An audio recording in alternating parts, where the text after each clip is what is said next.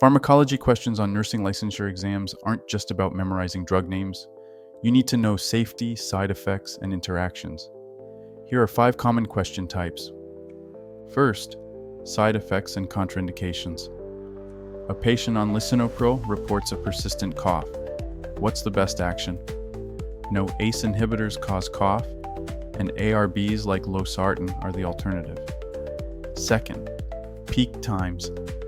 When is a patient on rapid-acting insulin at highest risk for hypoglycemia? Answer: 30 to 90 minutes. Third, toxicity recognition. Digoxin toxicity. Look for nausea, vision changes, and bradycardia. Fourth, priority actions. Giving IV potassium? Never push it. Always dilute and infuse slowly. Fifth, medication interactions. Mayoize and tyramine, bad combo, can cause hypertensive crisis.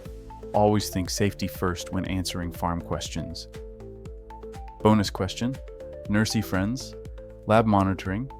If your heart failure patient on Lasix complains of muscle cramps, what lab should you draw immediately? I'll give you a second. Mundram dusra. First, right. Potassium.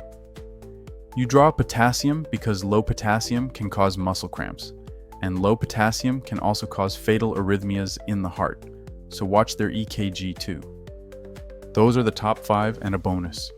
See how much you already know. Yes, you can master the pharmacology questions on your nursing licensure exam.